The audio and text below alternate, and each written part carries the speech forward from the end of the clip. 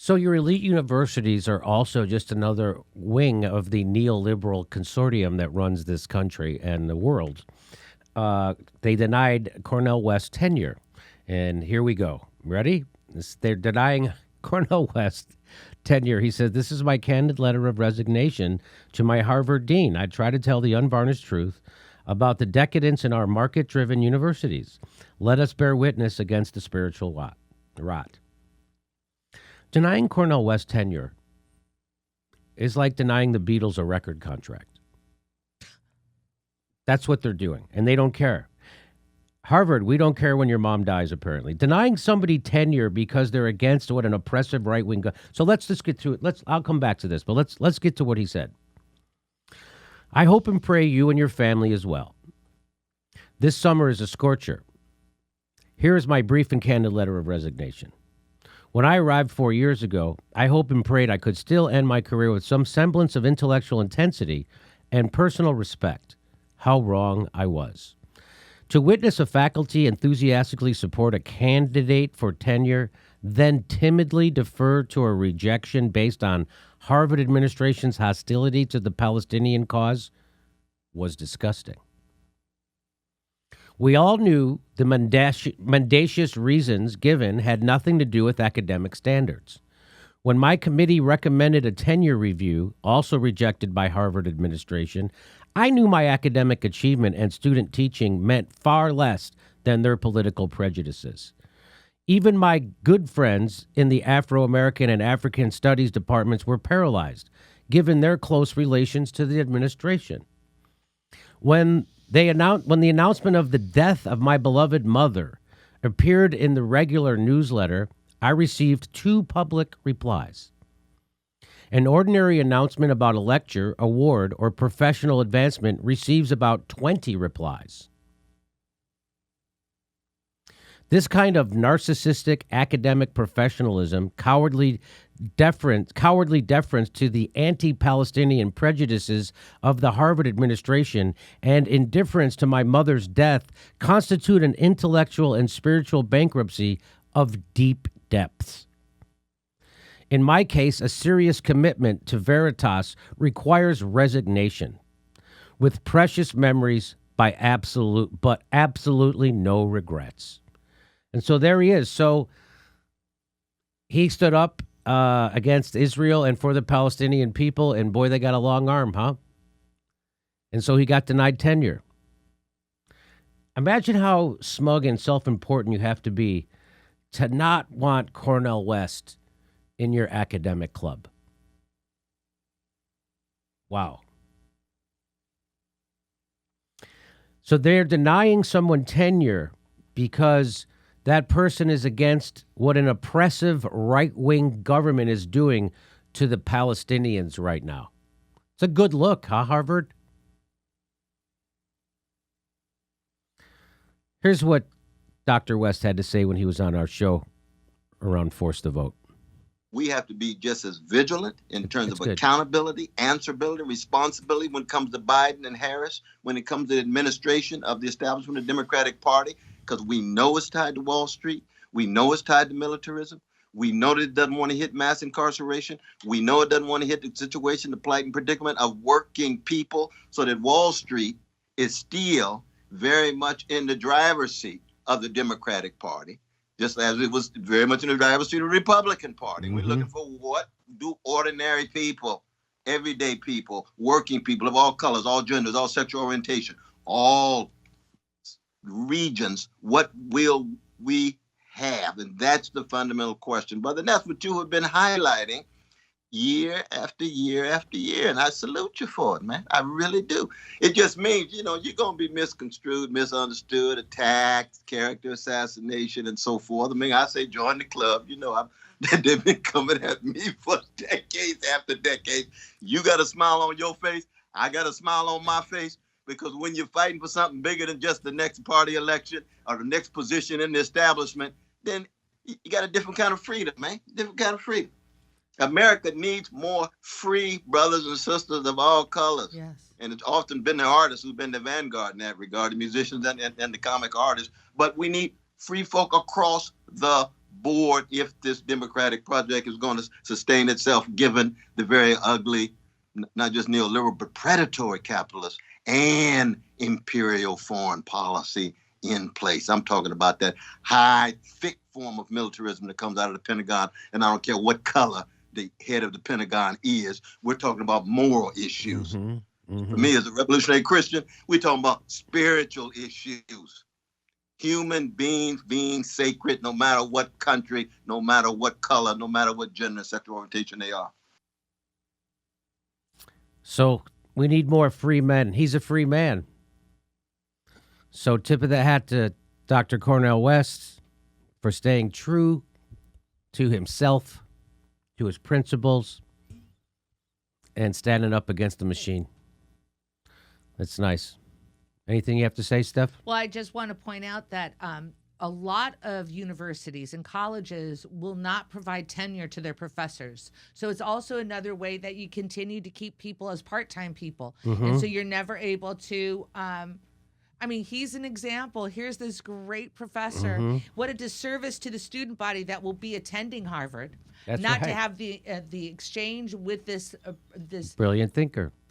Like a dignitary of our time. You know, such an important person, and it makes you wonder about the higher level of education systems, how corrupt they are. And I still don't understand. You know, we have friends that have kids that are going to these Ivy League colleges that they're spending $60,000 a year, and that doesn't include housing. I don't even understand that gross amount of money. I went to a state college. That's disgusting. What are you supporting when you pay $60,000 for your kid to go to so that's $240,000 just in tuition for 4 years. Not how take away travel and housing and all that other stuff and books. That's just $250,000 for a college, and now you're going to pay. How long are you going to pay that off for the rest of your life? It's just no. I don't know what people think they're getting out of that. And the most successful people I know didn't go to Ivy League schools. The richest people I know that I've met in my life didn't go to. Well, look at Steve Jobs didn't finish didn't go to college. But same thing with Gates, Bill Gates. I mean, people always point to those two. I think that's a great example. And college is a scam, in a sense. I'm not saying I think people should go to college, but I don't think if I had kids, they certainly wouldn't be going to 60,000. But you know, the people say, well, you go to those schools because you make connections, and those connections last the rest of your life, and that's what really helps you. And so, you know, my thing is, Jimmy, you were on a panel in San Francisco and it was filled with like journalists in it. Yeah. And at one point you turned to those journalists and you were saying, well, I'm not. I was talking about how they're all pro-war all the time, Yes. and how they, and he said, you know, have you ever been in one of our editorial meetings? We don't all talk like you think we talk. And I go, no, I've never been in an editorial meeting at NBC News because I color outside the lines, whereas you. Because I will never be invited. But you, of course, have been invited to those editorial meetings because you've been groomed to be in that meeting since you were in kindergarten. And you don't even realize it. Because the people who color outside the lines don't get invited in those meetings. It's the people who know how to play nice and climb the corporate ladder. So that's it. That's why they always come down on the establishment line. The herd mentality in journalism is...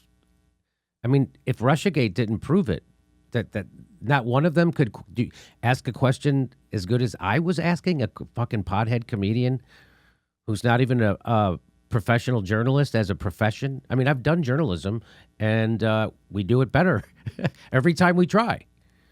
Even when I went to cover the primary in Las Vegas, I went and covered the Democratic primary. We uncovered massive malfeasance. Put it that way. Okay. Over to you. I'll set up our final sketch. All right. It's the Ryan. You know, and I can't wait for the rim job. You know, it just goes, Jimmy, I'm exasperated about college. I really am. You know, I remember how cheap it was for me. I went to UC Irvine. And I went to Florida College, for over 3 years. I loved it. I had a great time. And, like I remember we were watching maybe Steve Jobs once talk about college, and he dropped out, but he was taking courses that he really wanted to take. That's the essence of what that experience is supposed to be. He was just learning because he had he had a curiosity about things that he wanted to learn. So it's for the that's how you're supposed to learn. Yes, instead of like, as a teacher, everybody was like, well, kids, you're going to apply to college, and what are you going to apply for, and what's your major going to be? And I'm like, how does anybody at 18 know what your major is going to be? You haven't even, you haven't had the exposure to life, You haven't even had a job, most people. You never had to pay your own apartment rent or a car payment or anything. Yeah, and that, to me, I remember every time I would be doing class registration, I would just put down business. And what's your major? Business administration. Why? I don't know. Okay, but you remember the one story that you went and interviewed at one university? Yeah. Can you just tell that really quickly, because you said something that you thought was going to be funny? So, I went to the University of Chicago to apply, and if you apply, you get a meeting. And the reason why I applied to the University of Chicago, I don't know if you know about the University of Chicago, but it has the reputation of being like as good as Harvard, right? That's the reputation for the University of Chicago, right? So it's one of those. And so I had no business applying, right? Because I was not a student. Even though I went to Catholic high school and Catholic grammar school, I was. So anyway, the reason why I was applying was my dad was a cop in Chicago. And if you're a cop in Chicago and your kid got into the University of Chicago, it was tuition free. Oh, my God. Yeah, I'm pretty sure that was the deal they had for the Chicago cops if your kid got in. So I go down for a meeting, and how did this go? They said, what is your career? Like they had What's your career goal? Career goal. You had to fill out this thing. What is your career goal? And I handed it into the lady at the desk, and she said, oh, you didn't fill out the career goal. I go, just put down astronaut. And she said, okay, I'll put, and I'm like, I'm kidding. Oh, I guess people who want to be astronauts go here, I guess. I don't know. I guess that's right. So I thought that would be like a joke. Like I'm going to be an astronaut. And apparently I was thinking small. And it was funny. And then I had an interview with this guy, and this guy was looking at me, and he was like, what are you doing here? He goes, tell me a little bit about yourself. And I was like, it was obvious I wasn't a student. I talked about my sports. I talked about comedy. I like movies I liked, stuff like that. I didn't talk about academics at all. I wasn't interested in academics. I wasn't. I liked history class and English when they taught interesting books like Brave New World and stuff like that.